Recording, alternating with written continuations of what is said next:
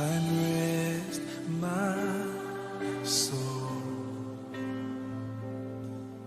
in Christ alone. Yeah. Know His power in quietness and trust. When the oceans rise and thunders roll, I will soar with you above the storm. Oh, yes, I will. Father, you are king over the flood. I will be still, know you, dark out, when the oceans rise and thunders roll. I will soar with you above the storm. Yes, I will. Yes, I will. You are king over the flood. I will be still, know you, my God. When the oceans rise and thunders roll, say, I will soar with you above the storm.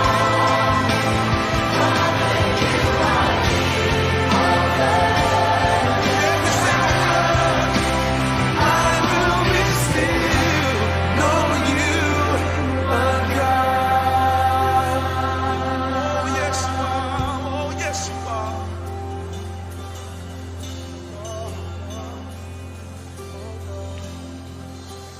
I will be still, know oh,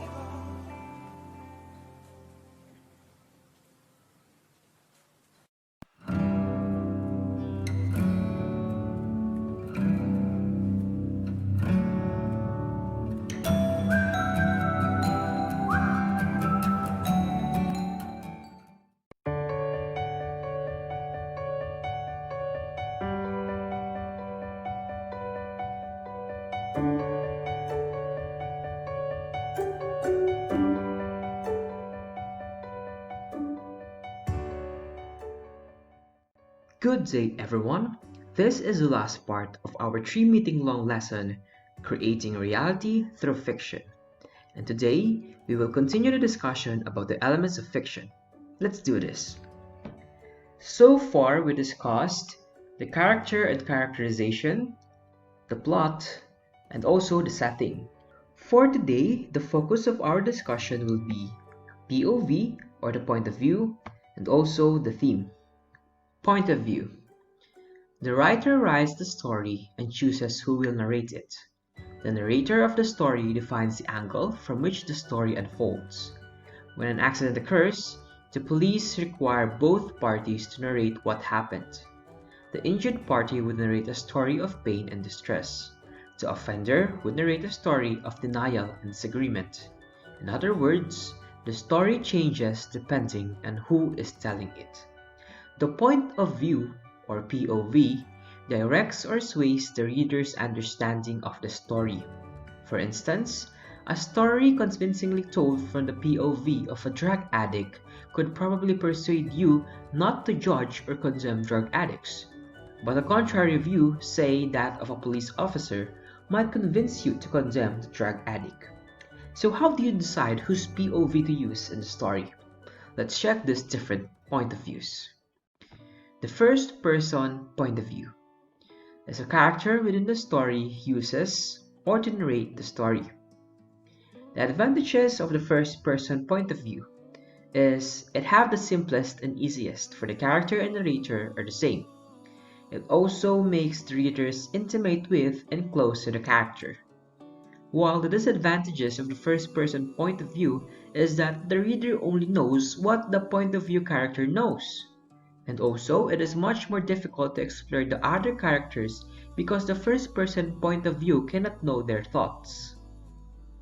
Next is the second-person point of view. It is when the narrator uses you to tell the story. The advantages of the second-person point of view is that the writer has full control of the flow of information and details of the story, and the reader can be made to feel part of the actions. While the disadvantage of the second point of view is that it is rarely used as a viewpoint, as this can be confusing. It is limited use in fiction, but effective in rating self-help books or travel and tourism books, which means the second-person point of view have this very limited scope and capabilities within it. The last point of view is called the third-person point of view. Through the use of he, she, it, the narrator tells the story instead of playing a major part in it. The advantages of third-person point of view is that readers get to know several characters. The reader can focus more on the actions of the character, and the writer has a limited authorial voice. He or she can write even the language of an animal, a child, a psychotic, etc. While the disadvantages of the third-person point of view is that intimacy is sacrificed as the reader feels a certain distance from the narrator. The shift from character to character can be overwhelming or confusing for the reader. Compared to the first-person point of view, it requires more effort, persistence, and revision. If you're going to write your very own literary composition, what kind of point of view are you going to use? Will you go for the first person point of view, which could give you the intimacy and connection?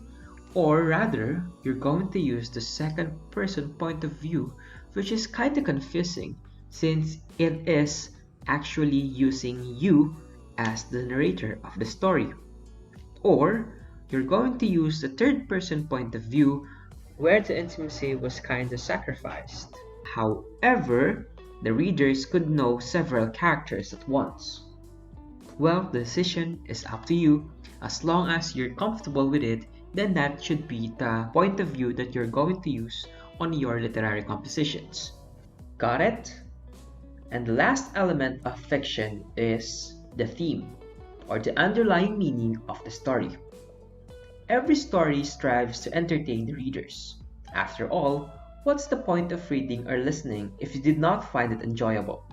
The theme of the story helps readers understand life and human condition in you. As their underlying element of the story, it is usually implied or unstated. It is your purpose or intention for writing a story. To restate it in another way, a story is about people, or the characters that undergo certain experiences due to some circumstances or the plot. These experiences affect the thoughts and behaviors of the characters that will instigate the readers to conclude something about life or people. The theme of the story may vary as readers interpret its meaning differently. However, the most common themes are as follows. 1 is the necessity or futility of war. 2nd is the government corruption. 3rd is the importance of friends or family.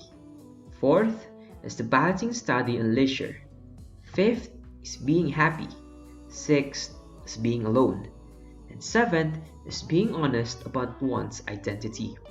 And these are the most common examples of themes that you may use when writing your very own literary composition. Once again, today we discussed the last two elements of fiction, the POV or point of view and the theme. And that's it for today.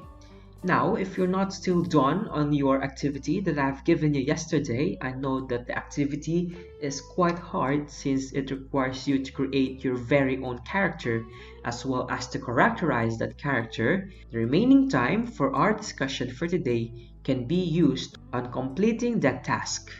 I do hope that you will be able to create a great and awesome character that everyone could love. Goodbye, and that will be the end of our discussion. Keep safe, everyone, and good luck. Bye!